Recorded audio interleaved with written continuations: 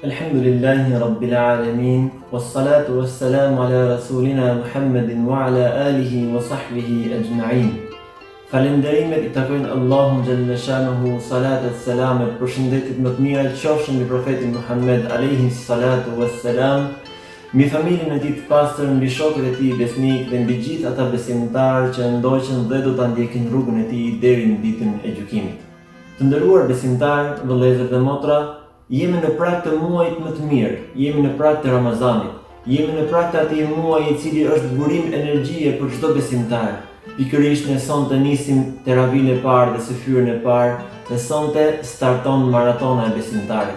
Starton maratona e punëve dhe veprave të mira që besimtarët garojnë me njëri tjetrin, ashtu siç na mëson Kurani famëlar.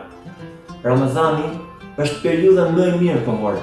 Në atë periudhë ku lartësohen dhe pastrohen shpirtrat, zemrat afrohen me krijuesin, mbyllen portat e xhehenemit dhe hapen portat e xhennetit. Pikërisht për këtë gjë profeti alayhi salatu wassalam na tregon dhe thotë: natën e parë të Ramazanit mbyllen portat e xhehenemit dhe një melek thërret nga mbrëmje deri në agim. A nuk ka njeri që pendohet dhe Allahu t'ia pranoj pendimin? A nuk ka njeri që kërkon falje tek Allahu Gjelle Shanuhu dhe Allahu ta fal? A nuk ka njeri që kërkon diçka prej Allahut Azza wa Jall dhe Allahu t'ia pranoj? T'ia jap atë që kërkon, t'i përgjigjet lutjes tij. Dhe kjo gjë vazhdon gjatë gjithë Ramazanit, mëson profeti alayhi salatu wassalam. Të nderuar besimtarë, kur shikojmë Kur'anin famëlar, Allahu Jalla Jalaluhu në surën Bekare na urdhëron dhe thotë: A'udhu billahi minash shaitanir rajim, bismillahir rahmanir rahim. يا أيها الذين آمنوا كتب عليكم الصيام كما كتب على الذين من قبلكم لعلكم تتقون صدق الله العظيم. O ju që keni besuar, është bërë obligim për ju agjërimi ashtu siç ishte obliguar për popujt përpara jush, në mënyrë që ju të jeni të tregoni të devotshëm ndaj Allahut Gjelle Shanuhu. Pra pikërisht në këtë ajet ne kuptojmë që agjërimi është obligim, është farz I vendosur nga Allahu Gjelle Shanuhu. Por kuptojmë që nëpërmjet agjërimit besimtari arrin devotshmërinë. Besimtari arrin të jetë I devotshëm dhe I përkushtuar dhe I nënshtruar ndaj Allahut Gjelle Shanuhu. Prandaj, ta agjërojmë që të gjejmë shpëtim, ta agjërojmë që të jemi të durueshëm, ta agjërojmë që të jemi të devotshëm për hir të Allahut Gjelle Shanuhu.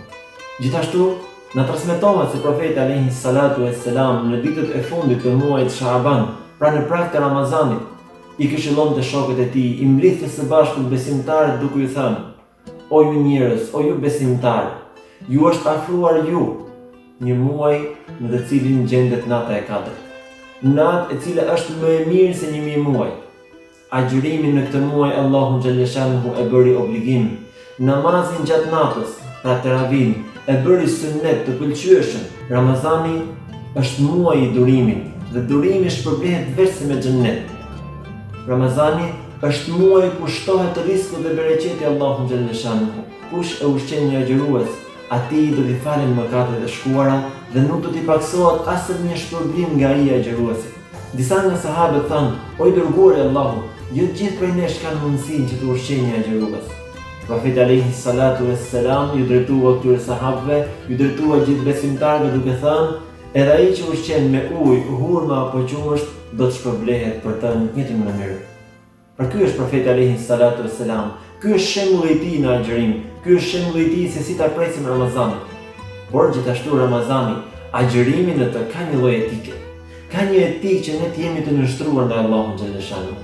Sepse muaji I Ramazanit është muaji I agjërimit, është muaji I mëshirës, është muaji I lutjes, është muaji I faljes, është muaji I Kur'anit. Prandaj Kur'ani famullar na thot: Bismillahirrahmanirrahim. شهر رمضان الذي أنزل فيه القرآن هدى للناس وبينات من الهدى والفرقان صدق الله العظيم.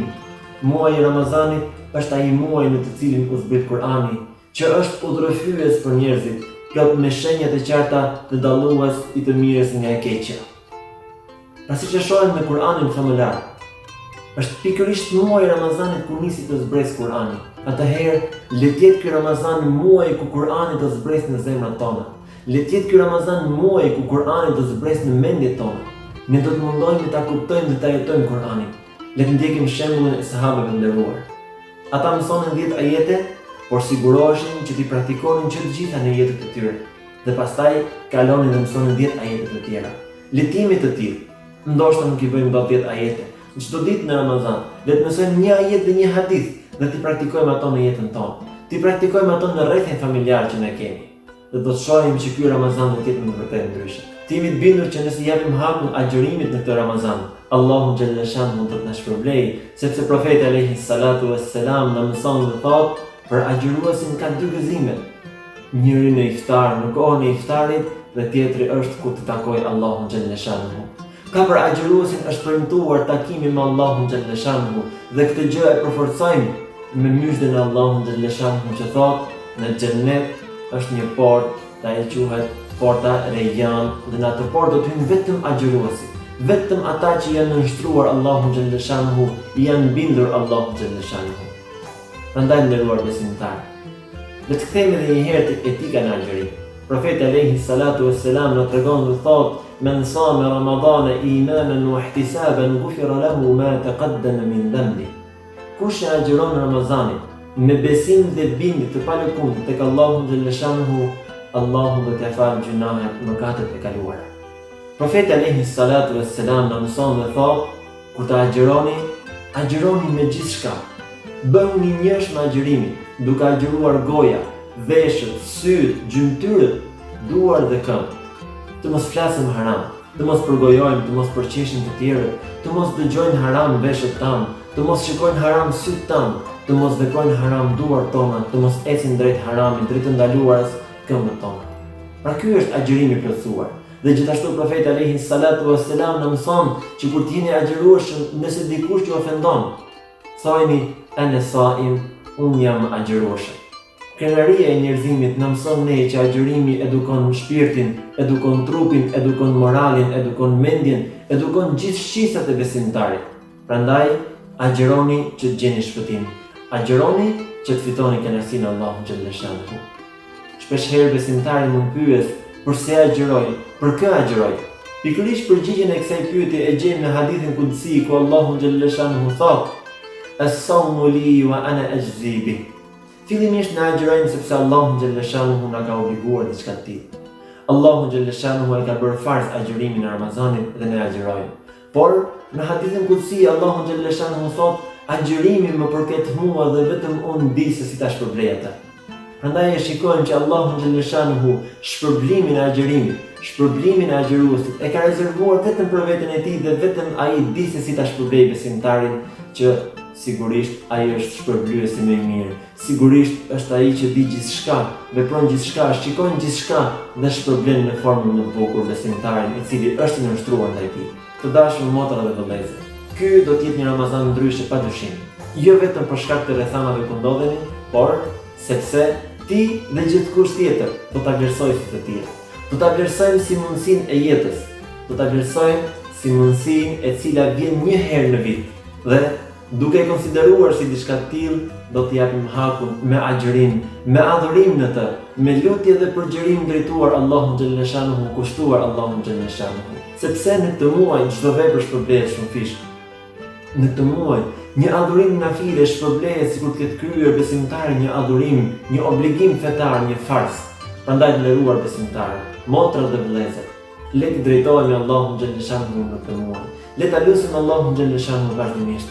Të mos jemi besimtar sezonal, të mos jemi besimtar që gjatë gjithë Ramazanit kërkojnë vetëm natën e Kadrit, të mos jemi prej atyre besimtarëve që gjatë gjithë ditës presin vetëm vaktin e iftarit për të lutur Allahun xhalla shanhu, por ta mbushim ditën tonë me adhurim, ta mbushim ditën tonë me lutje, ta mbushim ditën tonë me lexim Kur'ani, ta mbushim ditën tonë me namaze, qofshin ata kaza, qofshin ata nafile, qofshin ata namazet e kohës tyre dhe më rëndësishmja, nderuar besimtarë, vëllezër dhe motra, të bëjmë kujdes të mos humbasim namazin e teravihve. Për shkak të rrethanave ndoshta nuk do të grumbullohemi si çdo vit, si vitet e kaluara, por kjo është një mundësi që gjithsecili prej nesh shtëpinë e tij ta kthejë në një kofshë xheneti. Kjo është një mundësi që gjithsecili prej nesh shtëpinë e tij ta kthejë në një vend ku adhurohet Allahu xhalla shanhu, ku zbresin melaiket dhe përmendet Allahu azza wa jall ditë të natë. Elusim Allahu xhalla shanhu na bëjë nga ata besimtarë të cilët I japin hakun Ramazanit, I japin hakun agjërimit, Ta lusim Allahun xhallashanuhu na bëj për atyre me të cilët është i kënaqur dhe ne të jemi të kënaqur me caktimin Allahun xhallashanuhu. Agjerim dhe lutje të pranuara për gjithë secilin prej jush.